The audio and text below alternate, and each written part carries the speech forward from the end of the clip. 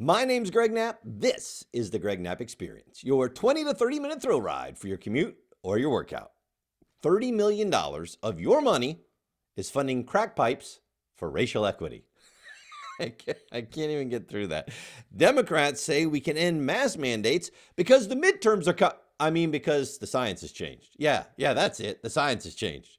And are Pelosi's Capitol Police spying on Congress and you when you go to meet your representative? It's all coming up. This edition of the Greg Knapp Experience. Let's go. All right, so let's get started with the Biden administration funding crack pipe distribution to advance racial equity. I mean, really, I can't make this stuff up. The Biden administration is set to fund the distribution of crack pipes to drug addicts as part of its plan to advance racial equity. The $30 million grant program, which closed applications Monday. Oh, man, you just missed it. And will begin in May. Still a chance. Will provide funds to nonprofits and local governments to help make drug use safer for addicts. I think they're calling it these drug kits, I think they're calling them the Hunter Bidens. I'm cracking myself up.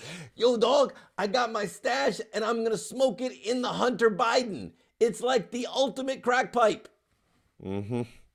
Right. Oh, by the way, I forgot to tell you. Sorry, with a little coughing. I'm way better than I was the other day when my voice went. That's why I took a day off of the program. But I'm feeling great. Back for more. The funds for the smoking kits and supplies come from a Department of Health and Human Services grant of $30 million. The kits will provide pipes for users to smoke crack, crystal meth, and any illicit substance. See, you could smoke anything you want in there, man. It's not just crack and meth. Oh, yes, and we all know the only way to push racial equity is to help people smoke crack and meth.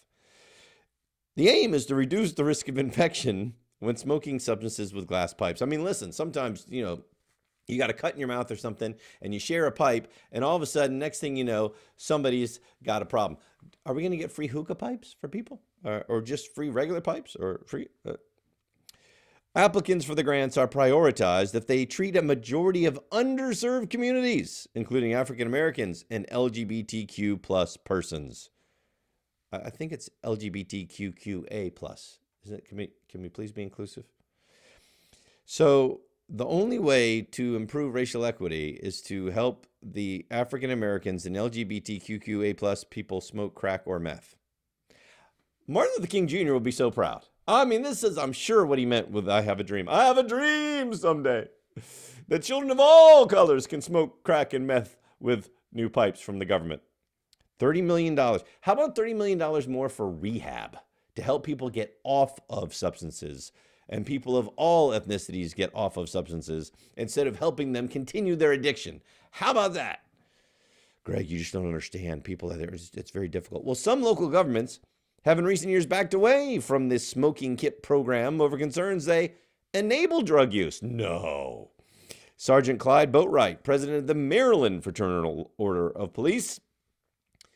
If we look at more of a preventative campaign as opposed to an enabling campaign, I think it will offer an opportunity to have safer communities with fewer people who are dependable on these substances, says Boatwright to the Washington Free Beacon. Now, see, this is why we need to defund the police. Who does this cop think he is, trying to tell people what they can smoke or not? I mean, that's crazy talk. He's obviously a racist. He doesn't care about racial equity with free crack pipes. An HHS spokesman declined to specify what is included in the smoking kits other than the pipes. However, it is against federal law to distribute or sell drug paraphernalia unless authorized by the government. See, there's always an unless. It's been illegal to gamble in most states unless it's the state lottery, right? That's changing, but hey, I'm going to talk to you about a charter school specifically for BIPOC students in just a second. But before I do that, if you're enjoying the show, please tell three friends to listen to the program. If you want to push back on the left's idea of America being this awful, evil, racist, systemically awful place, and really rally around the idea that America is exceptional, the ideas of America, and if we can rally around those ideas, we can make it great again, then I would love for you to tell three friends, to listen to the Greg Knapp Experience podcast like you're listening right now. Everywhere podcasts are available. And you can also like me on the Greg Knapp Experience Facebook page. I hope you will do that to keep up with everything. And I'm on Twitter and Gab and Parler, just in case I get deplatformed, and Rumble and YouTube if you want to watch it. Okay, so let's move on to the charter schools. This is from Portland, Oregon. Christine Pitterwinich reporting. Portland has been labeled the whitest big city in America. That can make it difficult for some BIPOC? Yeah, Black, Indigenous, people of color. You should know this by now. Of course, nobody calls people BIPOC except liberal white elites. But yes, BIPOC. The BIPOC kids to see themselves reflected in their communities and schools. That's why there's an effort to make a space specifically for BIPOC students where they feel seen, heard, and their experiences are reflected in the curriculum. According to Eric Knox, executive director and founder of Hala, a nonprofit in Portland that pairs youth of color with mentors of color, it's very hard to learn when you don't see yourself in the curriculum. You don't see yourself in an educational model. Okay, hold on a second. That's only if you see yourself only as a skin color. If you see that as the only identifier of you and the premium identifier of you as an individual. So that's number one. But national and state curriculum now, are you kidding me? They bend over backwards to show people of every walk of life. Have you looked at your child's textbook lately? In a good way, they're representing everybody. I mean, you see white kids, black kids, skinny kids, kids that sit on rocks, fat kids, little kids, even kids with chicken pox. And you're seeing Asian, and you're seeing children in wheelchairs, and you're seeing everything. You're not being recognized? By the way, my favorite teacher of all time was Mrs. Tootin. She happened to be a black teacher, and she was awesome. And she taught me a ton. And I didn't think to myself, oh no, she's black, I can't learn from her. By the way, how is it that all kids who are legal immigrants, who are people of color, and so many children who were born here who are people of color, do very well in school, in predominantly white schools? How is that? And in predominantly black schools, and every school in between. There are a ton of kids that do extremely well, and they are people of color. And what about white kids who are in the inner city going to predominantly black schools? Do they need a separate school? You know, here's the thing. We actually worked very hard to stop separate but equal. Separate but equal is wrong. The civil rights movement, a ton of it was about stopping the segregation of schools. And now we're going to voluntarily do it. And by the way, not only is this wrong, but it's being paid for in part by tax money. Yes. Hala Public Charter School is expected to open in the fall of 2022 in partnership with the Reynolds School District. So, public money going to segregate a school. He says, well, we're going to focus on what it's like in our community. Like, it's very strong entrepreneurial focus, and there'll be very strong hip-hop focus on our kids' learning style. Like, what does it mean to keep it real? What does it mean, the grind? Okay, the grind means how hard you're working. So, hard work. I thought hard work, according to CRT, is white supremacist construct, How to handle your haters. See, this is, Knox said his hope is the school will serve as a model for other districts in the state. Oh yeah, that's right. We need more and more of these schools that will separate our kids based on nothing other than their skin color. How are we supposed to continue to get along? You can tell my voice still isn't 100% back. Sorry about that. I'm not really going through the change. How is it that we are supposed to get along across all walks of life, across all ethnicities, if we keep separating each other? I mean, you got to learn to live together, eat together, work together, go to school together. And that's how we realize, hey, people are people, so why could it be? You and I should get along so awfully. All right, 2 shows nightly. I don't get it, man. I just don't get it. CNN medical expert, though. Oh, man. We've got the medical expert coming out. Dr. Leanna Wynn, she's the one that told you that cloth masks were just, what was it she said? Decoration? Yeah. She's now come out and said that, well, the reason it's now a good time to end masking, especially in our schools, is because the science has changed. Oh, really? No, the science really hasn't changed. What's changed is the politics, that more and more people are finally saying enough of this, and the Democrats know the midterms are coming, and if they're still seen as the people forcing children to wear masks in schools, that they're going to lose. even worse than they're already going to lose. And so now it's time to change it back so that they can say, look, the pandemic's over. Biden did it for us. He saved America. And the Democrats with the mask mandates and the lockdowns, they all worked. So it's time, we can now remove them. Everything's fine now. And aren't you glad that you have us, and you better elect us to keep you safe? Yeah, that's what's going on. Governors in multiple states, including Democratic ones, recently announcing they're rolling back COVID restrictions, such as the mask mandates at the state level. So the CNN anchor, John Berman, was still shocked that somebody would say it's time to remove the mask mandates. And he said, do you agree with this? And she says, I do. She said there was a time and a place for pandemic restrictions, but when they were put in, it was always with the understanding that they would be removed as soon as we can. Yeah, remember 15 days to slow the spread? Turned it into 2 years in some states. Now, some states were much better at it, like Florida and Texas and others. And in this case, circumstances have changed. Case counts are declining. Also, the science has changed. We know that vaccines protect very well against Omicron. Well, they protect well against death and hospitalization for people over the age of 50. That's true. But not so much against you getting it. But it turns out that most people getting Omicron, it's basically a cold, like what happened to me. And now I'm super immunized because I have the vaccine and I've gotten COVID and recovered. So now I'm super immunized. So why should I have to keep wearing a mask? Everyone 5 and older have widespread access to vaccines. And we also know about one-way masking. The idea that even if other people around you are not wearing masks, if you wear a high-quality mask, that also protects you. She's talking about the N95, fitted for adults. If you wear that properly, that is supposed to give you some protection. Okay, so if you are scared or if you are high risk, you wear your N95 and leave everybody else alone. But that's not new. That is not new. The science has been here for quite a while. Sometime over a year now, we've been talking about it, and we've been looking at the science. What's changed is the Democrats know that this is hurting them politically. So a few months before the midterms, all this is going to come off so they can try and win. We beat COVID. You got to elect us. It's going to be awesome. By the way, think about this for a second. Right now in America, 250 million people are vaccinated. Tens of millions more have had COVID and recovered. We don't even know how many because many of them it was asymptomatic, especially children. So they got natural immunity. And yet we're still doing this. Stop the nonsense. Stop the nonsense and the mandates. Really, that's what we've got to get down to. Cloth masks, and especially on kids, was never supported by the science. Never. In fact, I brought you that story last week. Just Facts Daily, they've been talking about it for a year. And in fact, they documented it. In September 2021, they had an article that they sourced with more than 50 peer-reviewed science journals telling you these mask mandates don't work, especially for children in schools. I went over it with you. You can find it, Just Facts Daily. The title is Coming to Grips with the Facts About Masks. And even The Atlantic, a liberal magazine, found even the CDC's own studies did not show this, the ones that were actually accurate, did not show there was any evidence that this would help. But no, the science has changed. That's what's been going on. Mm-hmm. Democrats are embracing the mandates ending. More and more Democrats have called for an end to mandatory masking and other COVID-19 restrictions as new case rates caused by the Omicron variant plummet across the United States. Mm-hmm.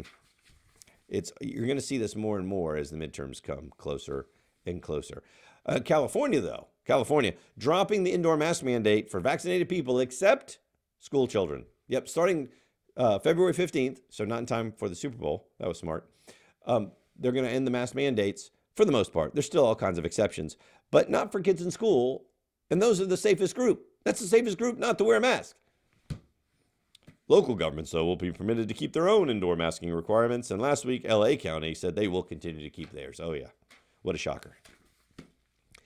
In Chicago, a high school said, we're not going to take it.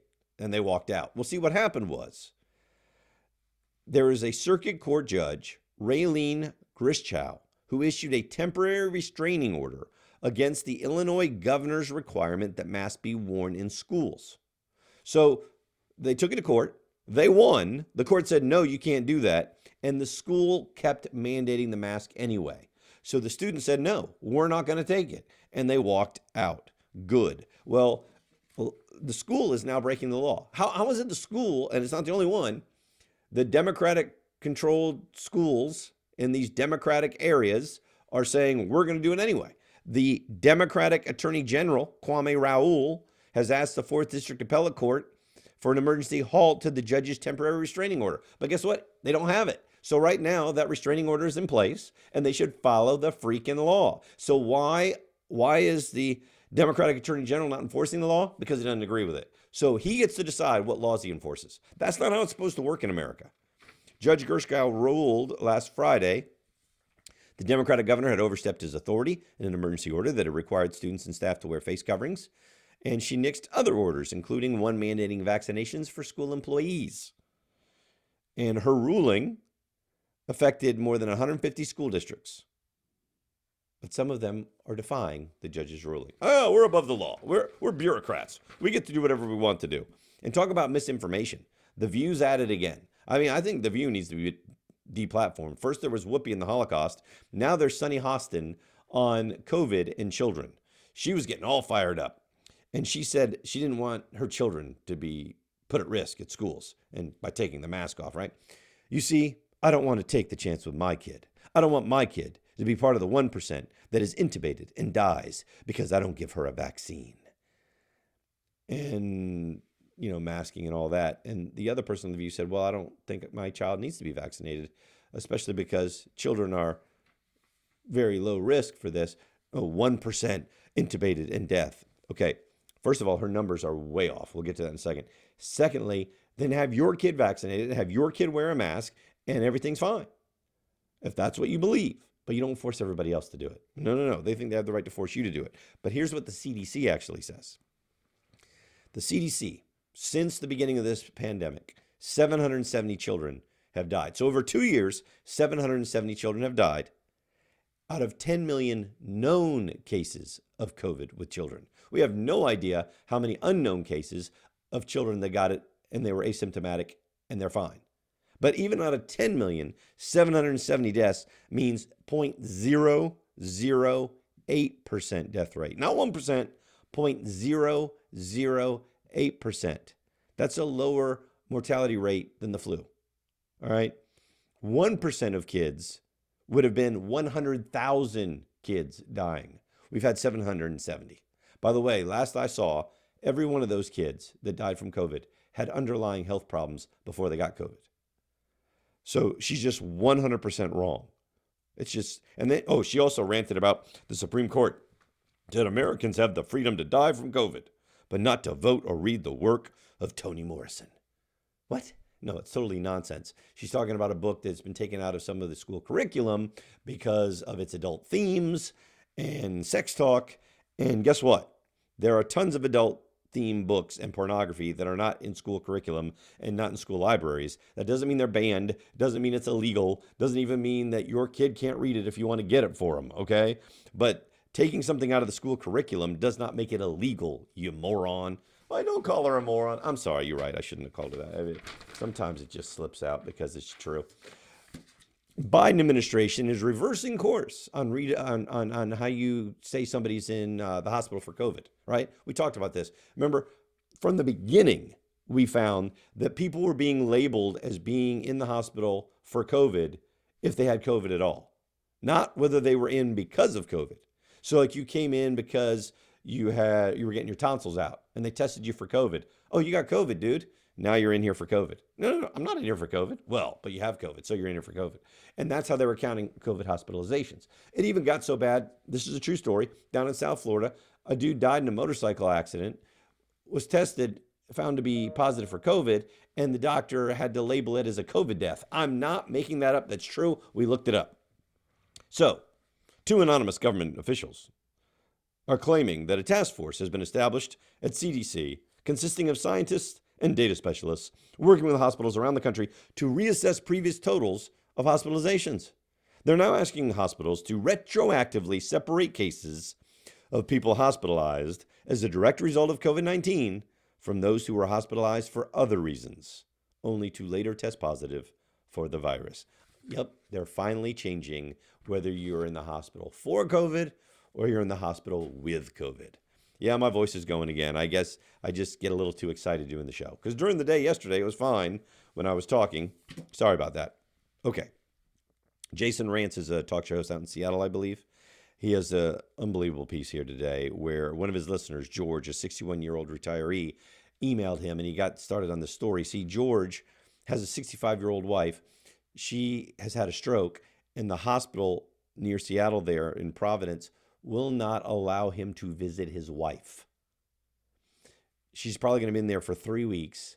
She has had a stroke and can't really talk on the phone, and he can't even go in and see her. Now, here's the thing. George is fully vaccinated. He's had 3 vaccinations. He has gotten COVID and recovered. His wife is also vaccinated. She has recently recovered from COVID.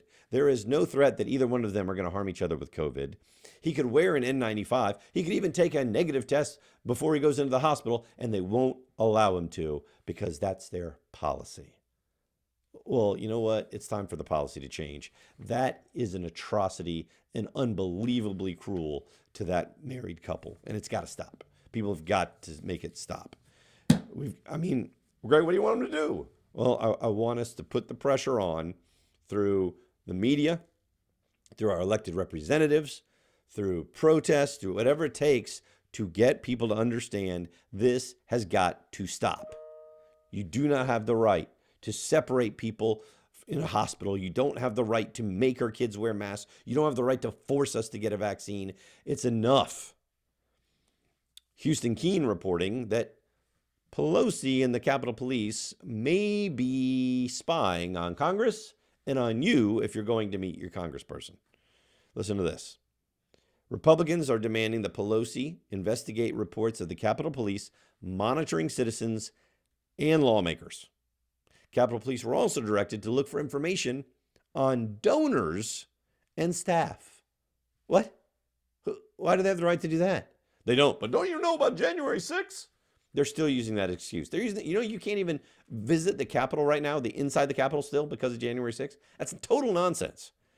Representative Andy Biggs, Republican Arizona, led the letter. 33 of his GOP colleagues signed on. It was to Pelosi and Lofgren. And it said this: recent reports state the Capitol Police are surveilling members of Congress, congressional staff, and their Capitol visitors. If these reports are true, that the Capitol Police Force is actively looking and reviewing private information, then this is a gross violation of the American civil liberties and an abuse of power. I'm calling on Speaker Pelosi and Chairwoman Lofgren to do what is best for the American people and look into this troubling report. Now, Politico reports that the Capitol Police are monitoring members of Congress, their staff, constituents, and supporters. Certainly raises some constitutional issues, right? The Republicans wrote, the report revealed the Capitol Police are monitoring the online activity of congressional staff also, and individuals who meet with members of Congress, that the force is reviewing property tax information to learn the owners of the buildings where the meetings are taking place, and reviewing online information to determine if any of the meeting attendees have contacts with foreign nationals. I mean, it's all for your own protection. It's all just to make sure that everything's above board. It's all just to make sure everything's safe. That is not the role of the Capitol Police. Additionally, Capitol Police were directed to look for information on donors and staff that would cast a member in a negative light. See, it's just to help you. Well, as pointed out by the letter, if true, these allegations are serious violations of American civil liberties and civil rights. Our constituents have the right to petition Congress. That is a constitutional right. And they should be able to exercise that right without fear that Capitol Police will scrutinize their property taxes, social media, or relationships. Capitol Police are just supposed to keep people safe on the Capitol. They're turning themselves into their own secret police, and Pelosi's running them. What could go wrong there? I'm sure that'll be great. Finally, Jeffrey Bartash reporting the National Federation of Independent Business is giving us some bad news. The most small businesses since 1974 are raising their prices because of inflation. A record number of firms said they raised pay and benefits to try to attract workers, and many still cannot get enough labor. And it has not become any easier to get supplies or get relief from higher prices. Inflation, as you know, has shot up to the highest levels since 1982. Thanks, Joe. My name's Greg Knapp. This is the Greg Knapp Experience.